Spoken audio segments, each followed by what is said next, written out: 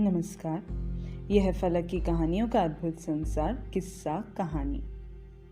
मैं लावण्या नायडू आज आपको सुना रही हूँ अपनी स्वरचित कहानी नील नैनी का दूसरा भाग। हवेली के अंदर आकर कुर्सियों पर ही चादर हटाकर तीनों बैठ गए। अनिका ने अपने बैग से कुछ खाने पीने का सामान निकाला।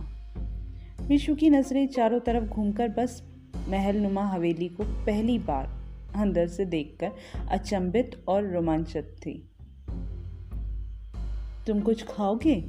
तारिणी ने सैंडविच का एक पैकेट विशु की तरफ बढ़ाते हुए पूछा। नहीं नहीं, मुझे कुछ नहीं खाना, पहले आप वो बताओ। यार, लंबा सफर तय करके आए हैं, थोड़ा खा पी लेने दो।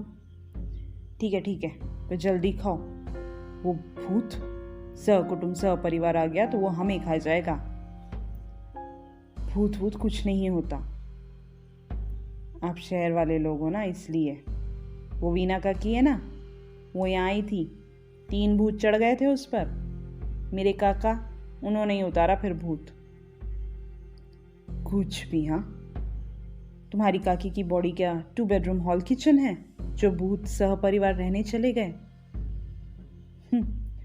अभी नवरात्रि है ना, इसलिए भूत शांत है, नहीं तो पता चलता। मैं भी तो इसलिए अभी इस हवेली में आया, नहीं तो मैं नहीं आता बाबा। छोड़ो, अब काम की बात करते हैं, अनिका ने अपना बैग बंद करते हुए कहा। हाँ, बोलो, जल्दी बोलो, पहले अपने बारे में बताओ, मैं सुन रहा है। 100 साल पहले जब भारत में अंग्रेज़ों का शासन था, तब इस गांव पर एक राजा जी वल्लभ राज किया करते थे। राजा जी वल्लभ अंग्रेज़ों की गुलामी करते थे ताकि गांव पर उसका दबदबा बना रहे, ऐसा गांव वालों का मानना था। पर अंग्रेज़ों की क्रूर नज़र गांव वालों पर न पड़े, इसलिए राजा वल्लभ इसका खास ध्यान रखते थे। उस जमाने में इस गांव में नवरात्रि का बड़ा भव्य आयोजन हुआ करता था ना। जो तुम्हारे गांव का मंदिर आज बंद दिख रहा है, तब वो खुला रहता था। सालों साल से उस मंदिर में विशेष पूजा का अधिकार केवल 2 परिवारों को था। उस मंदिर की मूर्ति विंध्याचल से इन 2 परिवार के पूर्वजों ने ही लाए थे। उनके शूरता के लिए वहाँ के ऋषि मुनियों ने भेंट स्वरूप दिया था और वे लोग ही यहाँ आकर उस मूर्ति के प्राण प्रतिष्ठान किया था। कहते हैं ऋषि ने देवी के स्वप्न में आके कहा था कि मुझे उस गांव में जाकर स्थापित करो। उस मूर्ति का तेज एवं स्वरूप विंध्यवासिनी देवी जैसा ही है, अलौकिक। इस देवी की प्रतिमा की एक खास बात है, देवी के नयन नील रंग के हैं जो बिल्कुल सजीव प्रतीत होते हैं, इसलिए देवी का नाम नील नयनी माँ विंध्यवासिनी है। इन नयनों के वजह से ही अंग्रेजों को ये मूर्ति चाहिए थी। उनके लिए ये केवल एक मूर्ति थी, लेकिन हमारे लिए, हमारे पूर्वजों के लिए वो हमारी माँ है, जिसे वे लोग कभी नहीं समझ पाते। खैर, इन दोनों परिवारों के सदस्यों के हाथों माँ का अभिषेक, उनके वस्त्र, उनका श्रृंगार, उनकी महाआरती की जाती थी। 9 दिनों का मेला लगता था इस गांव में। आसपास के गांव वाले भी यहाँ माँ के दर्शन के लिए आते थे।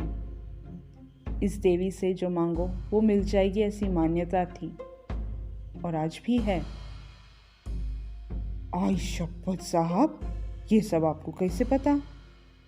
बस वो राजा अच्छा था, ये थोड़ा गलत बोल दिया।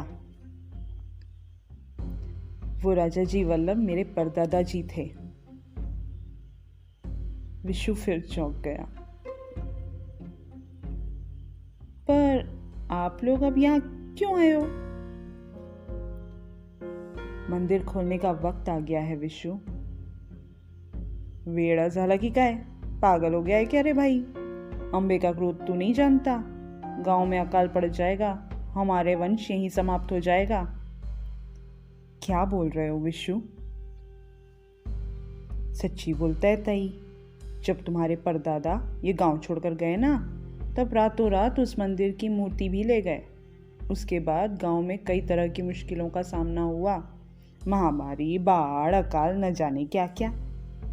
फिर बड़े पंडितों की सलाह ली गई तो उन्होंने मुख्य मंदिर का पट बंद करवा दिया और पास में एक छोटा मंदिर बनवाया। तब से आज तक हमारे गांव में किसी तरह की प्राकृतिक हानि नहीं हुई। ऐसा कुछ नहीं होगा विशु, तुम्हें जितने पैसे चाहिए हम देंगे। बॉस क्या भाऊ, पैसे के लिए इंसानियत और धर्म नहीं छोड़ूंगा मैं। तुमने अपनी कहानी सुना दी, अब हमारे हिस्से की भी सुन लो प्लीज विशु दादा। तुमसे छोटी हूँ, दादा तो बोल सकती हूँ ना। तारिणी की मासूमियत से विशु का मन पिघलने लगा। तुम बोलती है तो सुन लेता हूँ कहानी, पर इससे ज्यादा की उम्मीद मत रखना। आज का भाग बस इतना ही। आगे क्या हुआ जानने के लिए सुनिए कहानी का अगला भाग। आप अभी सुन रहे थे लावण्या नायडू की आवाज़ में मेरी ही स्वरचित कहानी नीलनयनी।